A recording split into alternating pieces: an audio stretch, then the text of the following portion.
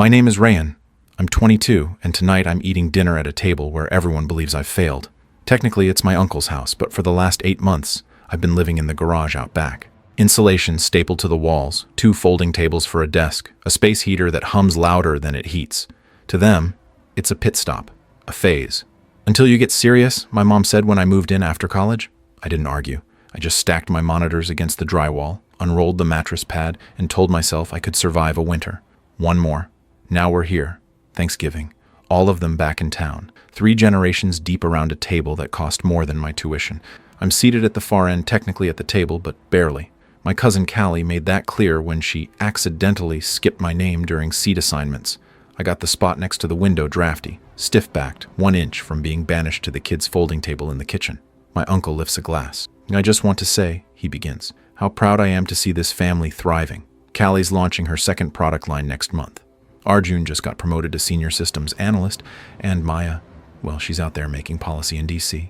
Applause, laughter, forks tapping wine glasses. No one looks my way. I sip my water. Now all we need is for Rayan to finally come inside, Callie jokes, eyes twinkling over the rim of her Pinot. What is it now, 6 months in the garage? Are you collecting rent from the spiders? A few chuckles roll around the table. Even my mother laughs, hand resting gently on the wine stem like she's bracing for a stronger joke. I smile, soft and unreadable. 7 months, I reply. And no just equity. Callie frowns, like I've spoken a foreign language. My father, who hasn't made eye contact with me in an hour, clears his throat. Well, the important thing is that you're staying busy, idle hands and all that. He says it with a smile that doesn't reach his eyes. His plate is still half full, but he's already calculating the cost of my stagnation. I nod. Busy is good. My mother turns to me then, too quickly. We were actually talking about you the other day, she says. Your uncle's company might need an assistant for some clerical support, data entry, phone calls, that kind of thing.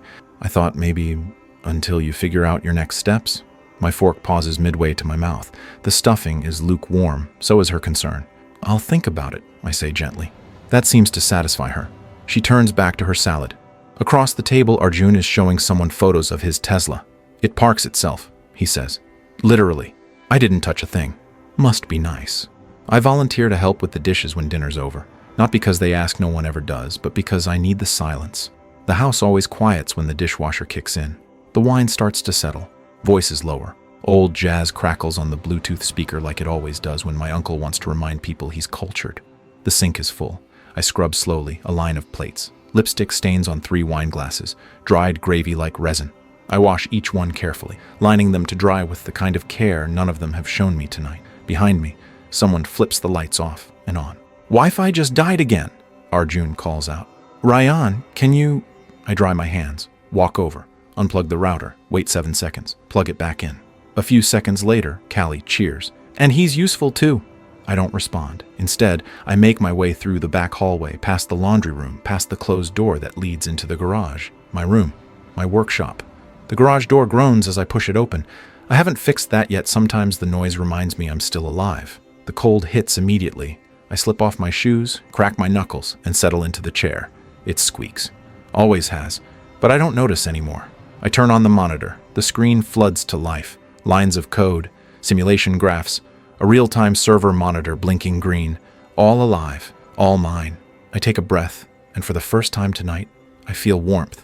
Not from the heater, it's barely working, but from something deeper. A quiet engine I've been building for the last 2 years. Nights like this are the fuel. I scroll through the data. Overnight usage in Singapore just hit 7,000 sessions. Latency improved by 13%. The new back-end pipeline cut deployment time by half. No one at dinner knows that a Fortune 500 company used my tool to resolve a distributed failure last month. They paid me $2,300. It covered 6 months of groceries, the storage fees, and half a server upgrade.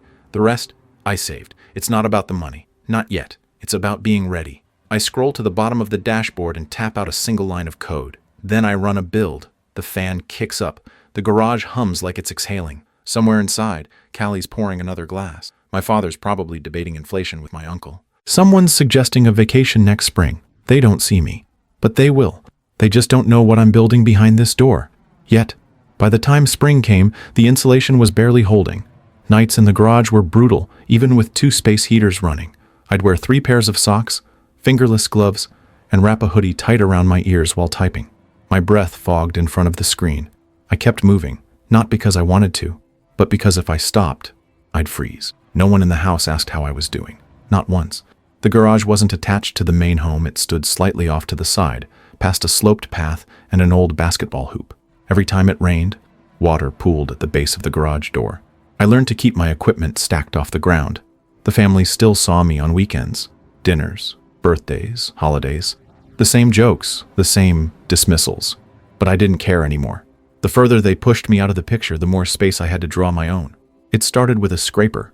Simple code, just a tool to automate tracking retail site changes for small e-commerce businesses. I posted it on a forum under a pseudonym, nothing fancy, just AnvilBot32. I didn't expect much. But within days, it hit 12,000 downloads. By week 2, someone forked it and improved the error logging. By the end of the month, it was being featured in GitHub newsletters. I still remember the night I got my first email from a company. Subject line, possible commercial license for bot. I stared at it for 10 minutes before opening. The sender used a company domain I recognized, small logistics SaaS outfit, but growing. They asked for my rate. I had no idea what to say, so I replied with, depends on scope. Send me your pain points. They did.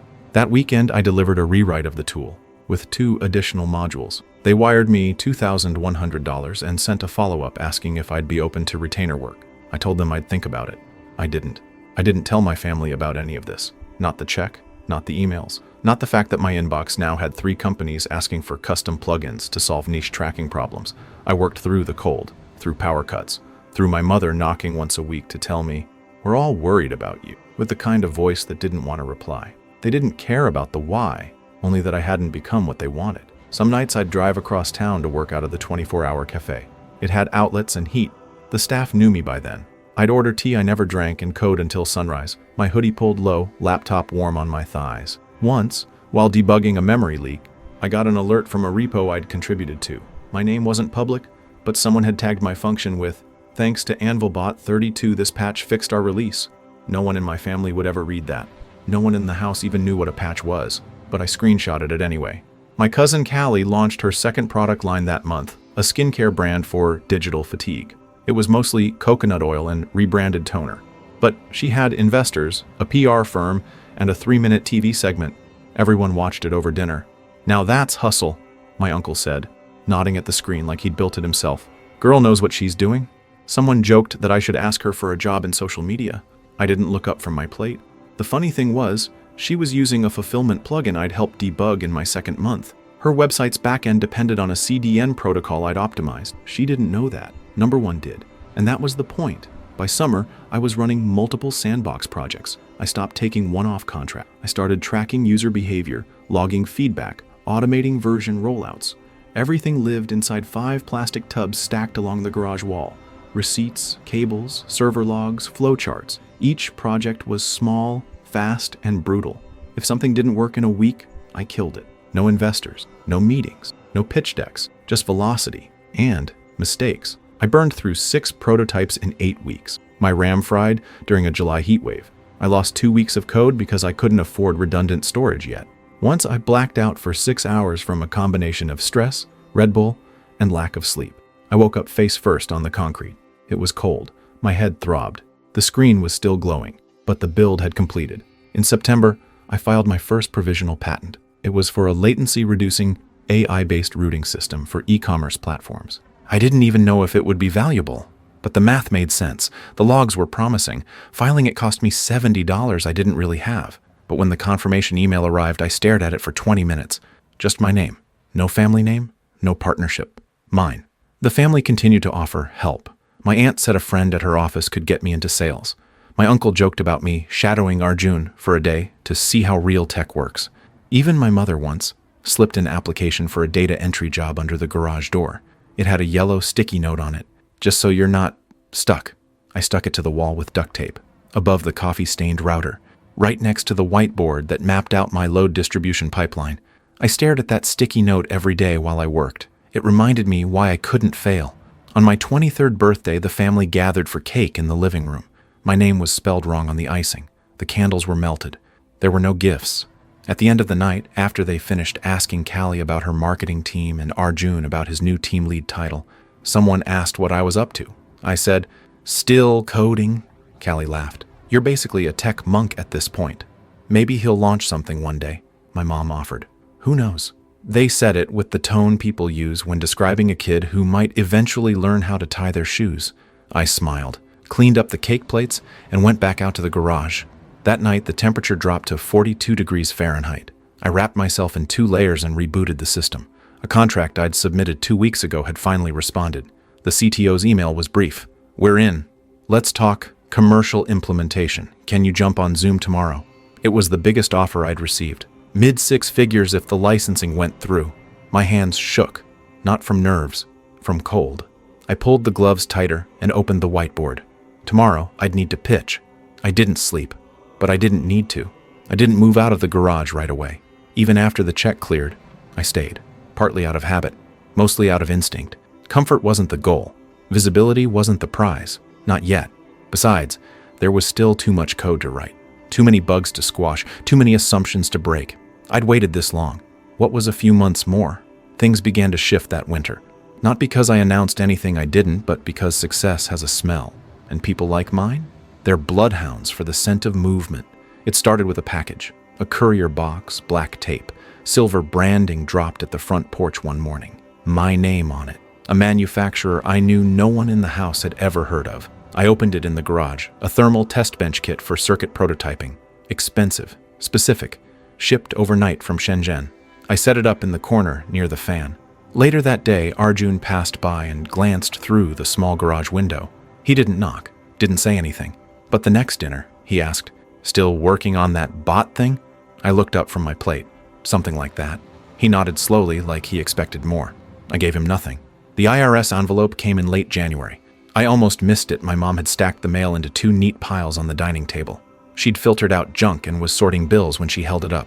"Rayan," she said, "this looks like tax stuff. Want me to leave it in the kitchen?" I walked over, took the envelope from her gently. The corner had torn, just enough to see the line that read, Form 1099K. She didn't ask, but she stared. For a second longer than normal. The job offer came 2 days later, right after lunch. "We had a thought," my uncle said, catching me near the refrigerator. "We've got a temp opening over at the firm. Admin support stuff. Basic entry level, mostly scheduling and follow-up. Nothing glamorous, but it's a foot in the door."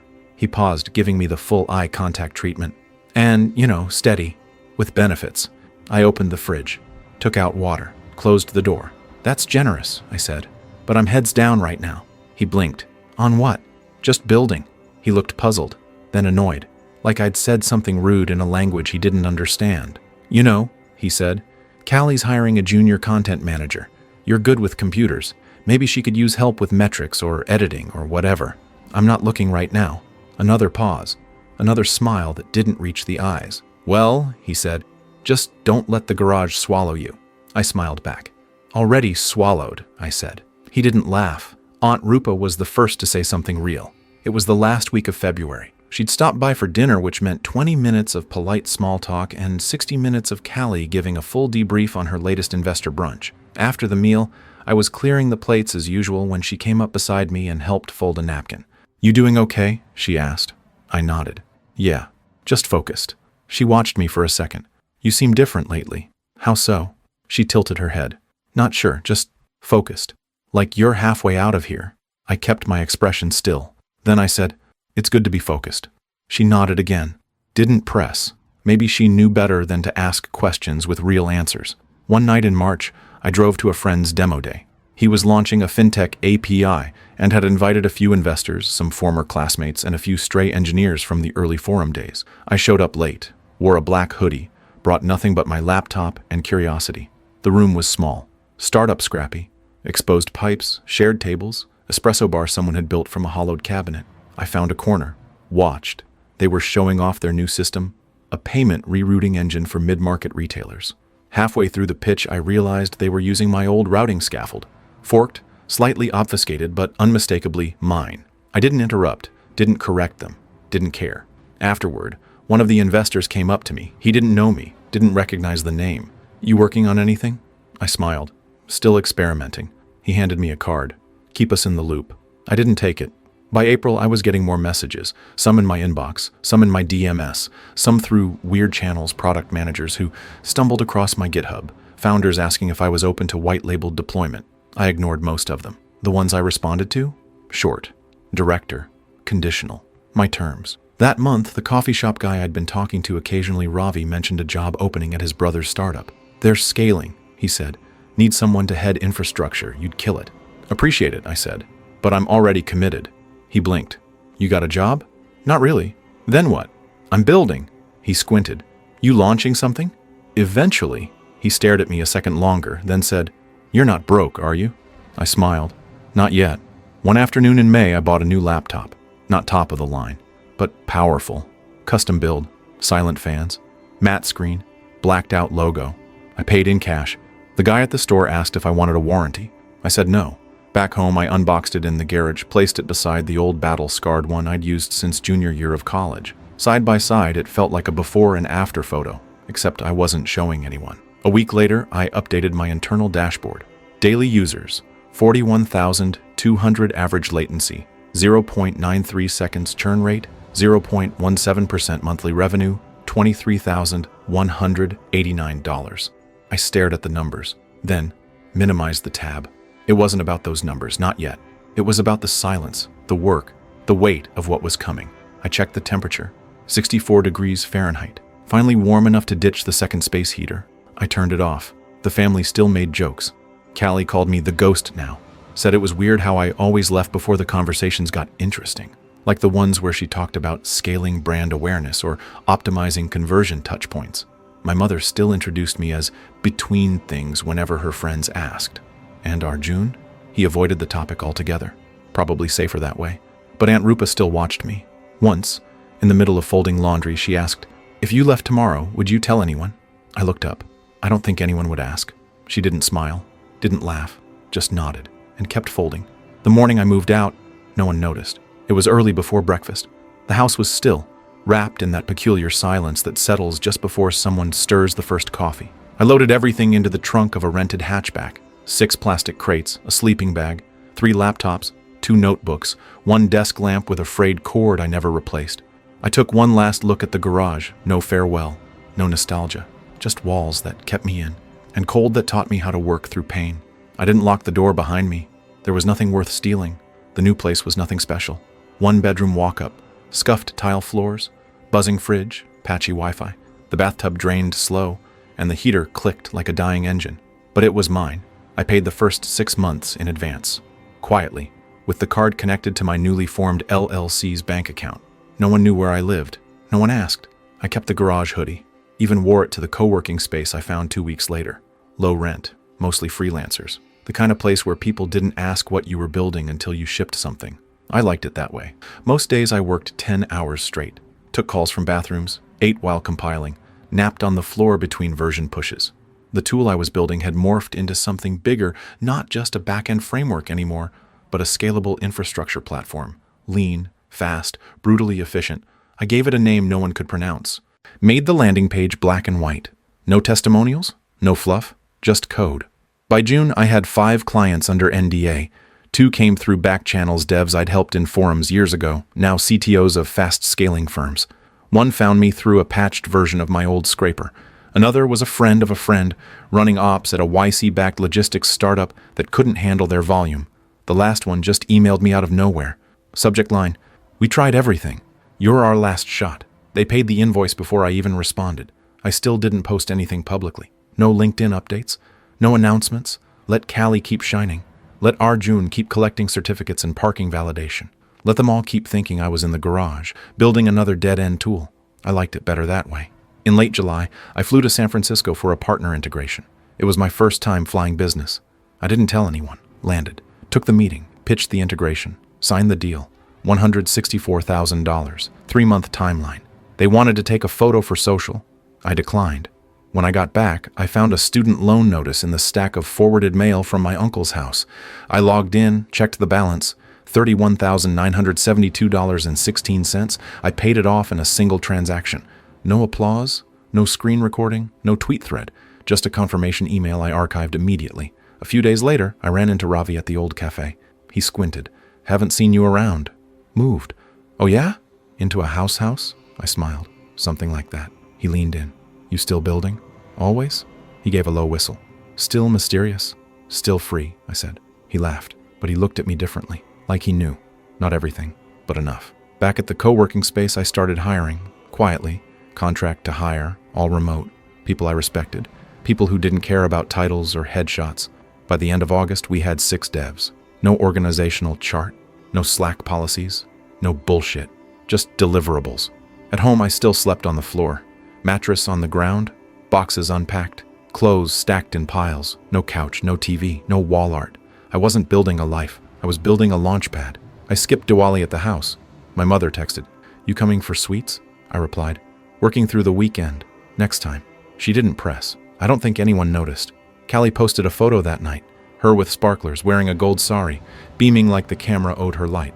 Caption, "Success tastes better surrounded by love." The comments were full of heart emojis and hashtags. I'm boss babe, Harik Wars, taunt your family first. Jonchis, grateful I scrolled. Saw Arjun's comment. Garage Boys still debugging while you shine, 37 likes. I screenshotted it, not for revenge, just for perspective. That same week, we onboarded a new client, mid-size education platform, bleeding money from slow queries and poor caching. They found us through a referral loop that passed through 6 hands, not one of whom I knew personally. But they all swore by that infrastructure team with the scary fast setup. We rebuilt their stack in 8 days, cut latency by 60%. They doubled their user base 3 weeks later. The CTO sent me a bottle of whiskey and a thank you card. I never opened either. In October, I had dinner with one of my original clients. First time meeting in person. He picked the place. Upscale. $3 signs on the map. Waitstaff with attitude. Halfway through the meal, he leaned forward and said, "I've worked with a lot of vendors. You're the only one I've ever felt scared to lose." I just sipped my water. When the check came, he reached for it. I didn't stop him. He owed me more than dinner. I walked home through downtown, hoodie up, hands in pockets. The air was cold again. The kind that used to seep under the garage door, bite into my knuckles while I typed. I breathed in deep, let it sting. By November, our MRR crossed $50,000. We were bootstrapped, profitable, independent. Someone offered to introduce me to a VC. I said I'd rather burn the product than pitch it. They laughed. I didn't. At some point, my father called. Unknown number. Left a voicemail. "Your mother said you're doing something tech. Let us know if you want to stop by sometime. Maybe talk." I didn't delete it. I didn't return it either. Thanksgiving rolled around again. I got another group text. Same address. Same time. I stared at it for a long moment, then turned off my phone and went back to work. I was in a meeting when the first email came. Subject, urgent, referral request, immediate, fix, needed. Sender, Arjun's company domain. At first I ignored it, figured it was spam, another recruiter playing bait and switch. But then the second one landed. Different sender, same subject. This time from the CTO, a name I recognized. They weren't casting a wide net. They were aiming for me. I waited a few hours before responding. Short reply, professional. What's the issue? Please clarify scope. The reply came back within 20 minutes. The issue was scope itself. Arjun's team had deployed a flawed architecture across multiple client sites. A misconfigured load balancer paired with an unpatched dependency had introduced a cascading failure across 6 regions. Total estimated damage, $3.1 million, and counting. I didn't respond right away. Instead, I went out and got a coffee, walked the block, watched the way light hit glass, thought about the garage, about the way cold teaches you what you're really made of. Then I opened my laptop, wrote one sentence, submit a formal proposal. The call came that evening. Unknown number. I answered. Ryan? I paused. The voice was thinner than I remembered. Hi, Arjun, I said. There was a beat of silence, then a laugh, brittle. I wasn't sure you'd pick up. You're lucky I did. Another pause. Look, I know we haven't always, we joked around a lot, but this is serious. So am I.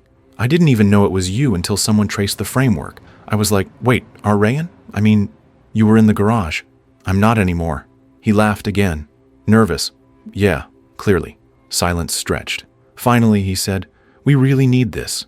The board's on fire. Our partners are threatening legal. You've built something incredible. We'd pay your rate, full value, whatever you need. I leaned back in my chair, let his desperation sit in the air. I don't work off promises, I said. Submit a proposal, include terms, scope, timeline, and authorization from legal. He fumbled something, maybe a pen. Right, of course, I'll get it over to you tonight. Good. I hung up. The next day, the proposal landed. 4 pages, legal signed, payment terms and escrow. An NDA so tight it practically admitted guilt. They'd done their homework. They knew who I was now. Not the kid in the garage, not the tech monk or that guy with the hoodies. They knew the name stamped at the bottom of every tool they'd silently relied on, and they were scared. The first Zoom call was awkward. Chief Technology Officer, Chief Operating Officer, Legal Counsel, Arjun. They welcomed me like an old friend, grins too wide, tones too bright, like they were trying to erase years of condescension in 10 seconds of warmth. I said nothing, just clicked share screen and opened the report. You've got 4 critical failures, I said. 1 in authentication, 2 in caching, 1 in session memory management. They blinked. Each of them leads to exponential load decay over time. Your system isn't breaking, it's decaying in silence. That's worse. Someone coughed. Legal scribbled something. I scrolled. These are the patches all right. This is the rollback sequence. This is what you'll owe me when it works. No one spoke for 5 seconds. Then the COO said, understood. I worked for 9 days. No weekends, no breaks. Every morning, their team sent reports. Every evening, I sent results. We never spoke on calls again. I made it clear I wasn't part of their team. I was the solution they couldn't build themselves. And every line of code I pushed reminded them of it. On day 10, the system stabilized. No more bleed, no more client drop-offs, no more refund requests. They wired the final tranche, $218,000. I didn't say thank you, just archived the confirmation. The next week, I got an invite. Dinner at my uncle's house. Just catching up. The text said, everyone's in town. Come by. I stared at it for a full minute, then typed, sure. 8 p.m. I wore black. Not a suit, not business casual, just black jeans, black hoodie, and a watch I'd bought 6 months ago that no one would recognize. I parked 2 blocks away, walked slow. It felt like returning to the site of an old burn. The door opened before I knocked. Callie blinked. Oh, she said. That was it. No hug, no, look who's here. Just a stunned half smile like she was trying to remember if she should be impressed or indifferent. Inside, the house was warm, familiar. The smell of roasted garlic and overpriced candles. People were gathered in the living room, balancing plates on their knees. My uncle spotted me. Well, look who escaped the cave, he said, murmured laughter. I smiled politely. My condolences on your architecture, I said. He blinked. I didn't elaborate. Dinner passed slowly. I said little, they said too much. Mostly about Callie's new product launch, Arjun's resilience under pressure, the strength of family, the importance of grit. No one asked what I was doing now, but I saw the way their eyes flicked toward me when someone mentioned tech, the way Callie hesitated before talking about brand velocity, the way Arjun went quiet when someone brought up the term infrastructure. They knew. They all knew. After dessert, I stood to leave. My mother followed me to the door. You look different, she said. I am. She nodded, as if that answered something she'd asked years ago, but never out loud. Then she said, you'll always have a place here, you know, if you ever need anything. I looked past her toward the garage. No, I said, I won't. And I stepped outside. The money didn't change anything. Not the mattress on the floor, not the black hoodies I wore every day, not the steel mug that kept my coffee warm while I coded through sunrise. But it changed everything around me. Venture firms started reaching out more frequently, always curious, always early fans of your work. Some offered obscene checks, others dangled clout, access, status. I declined all of them, because I wasn't building something to pitch. I was building something that couldn't be replaced. I took long walks at night, no music, no podcasts, just footsteps and streetlight shadows and the occasional flicker of memory from the garage. Sometimes I'd pass houses like the one I used to live in, lights on. Family inside, voices rising and falling behind curtains, warm, distant. I never felt tempted to knock. Callie reached out first. DM on LinkedIn. Hey, crazy how our paths almost crossed. Arjun told me you worked on their system. Impressive stuff. Hope you're well. Would love to connect someday. No emojis. No voice notes. Just polished intent. I stared at the message for a full minute. Then I archived it. That month I bought a commercial property. Old warehouse, west side of the city. Vacant for years, cracked windows, roof half collapsed. But the foundation was perfect. It cost just under $1.2 million. I paid in full. No loan, no syndicate, just wire. I didn't tell anyone, not my family, not the clients, not even the dev team. I just forwarded the closing documents to my lawyer and started pulling renovation permits. In 6 months, it would be our headquarters, but not the kind with a logo out front. Just desks, screens, silence, and work. Always the work. A former professor messaged me one day. Saw your name in a startup newsletter, congrats. If you're ever back on campus, I'd love for you to speak to the new cohort. I considered replying. Then I remembered how he'd marked me absent for the final project, the one I submitted 2 minutes late, because the campus Wi-Fi failed and no one believed me. I didn't reply. One Saturday, I ran into my mother at the grocery store. We hadn't spoken since that dinner. She looked surprised, then awkward, then pleased. "Rayan," she said, "you're looking good." I nodded. "So are you." She hesitated. "I heard from Rupa. You're doing well?" "I'm okay." She looked down at her cart, half full.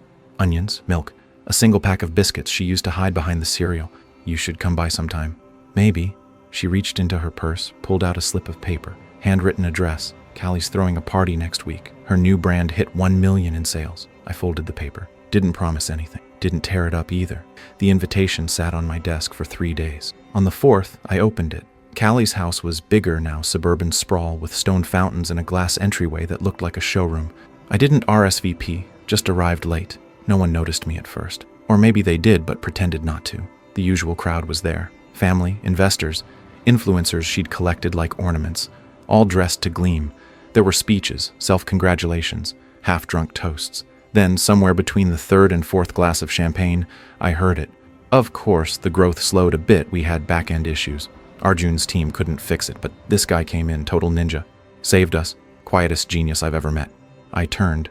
It was Callie, talking to a circle of guests, gesturing with her flute glass like a conductor. She didn't say my name, of course not, but one of the guests turned to me.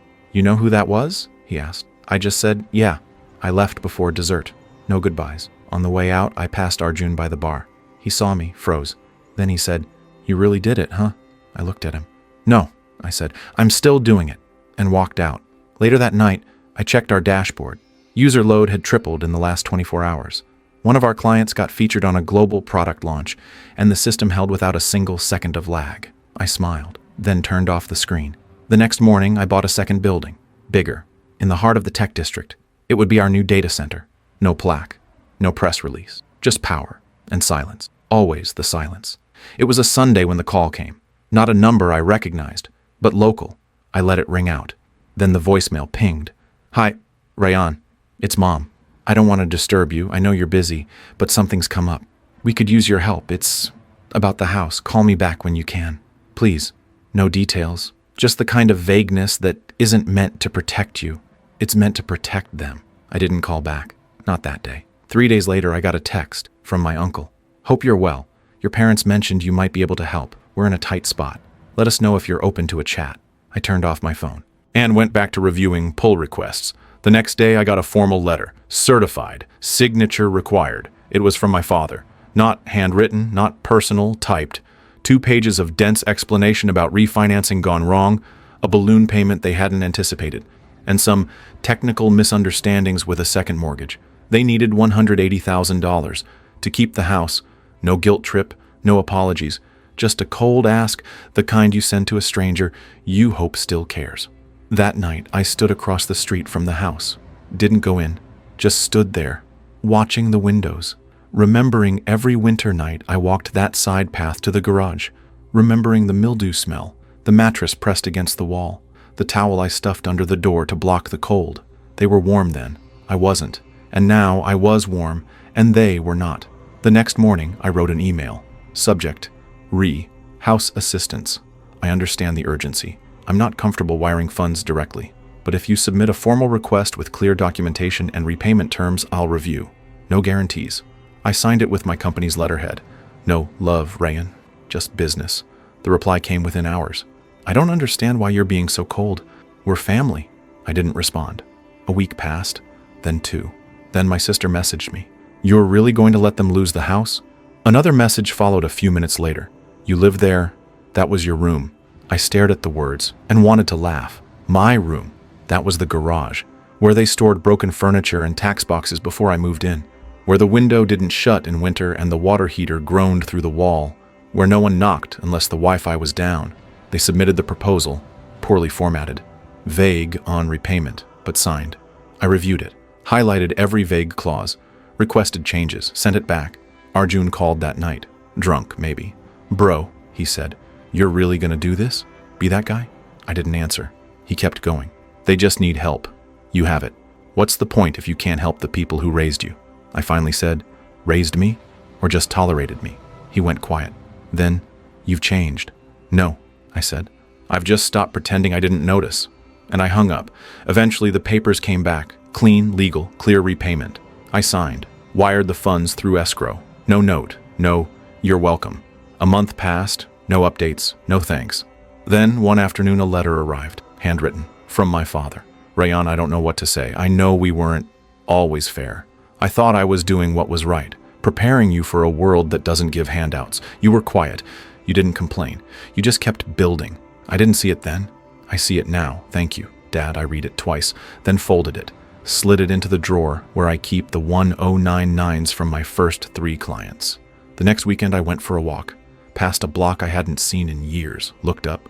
There it was, the house I used to dream of owning when I walked back from the bus stop. White fence, orange tree in front, south-facing windows. A real home. It was for sale. I called the agent, put in an offer before sunset. I didn't buy it to live there. I bought it because the boy in the garage once stared through its windows and whispered, "Someday." The invite came in a pale blue envelope, heavy stock, embossed edges, Callie's wedding, printed in gold script like the whole thing had already been framed for Instagram. Venue, lakefront villa, dress code, formal chic, family expected.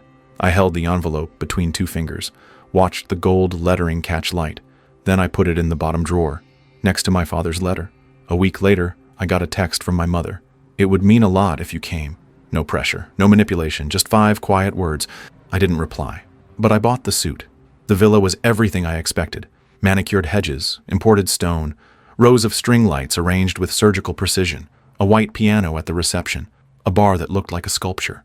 I arrived late, slipped in during the seating shuffle, chose a corner table near the back, alone. No one noticed. Or maybe they did, but no one wanted to say it out loud. During the speeches, Callie glowed, talked about love, partnership, gratitude. Then she raised a glass and said, "To everyone who supported me, even when I didn't deserve it, especially the quiet ones." Some people clapped. A few looked at me. I didn't move. After the cake, there was dancing. I stayed seated. Eventually, Arjun found me. Tie undone, glass in hand, the same grin he wore when he used to block the garage door with his car, as a joke. "Didn't expect you here," he said. I nodded. "I'm sure." He looked around, then leaned in like he was offering a confession. "I meant what I said, man. You've done something unreal." I waited. Then he added, "Any chance you're hiring?"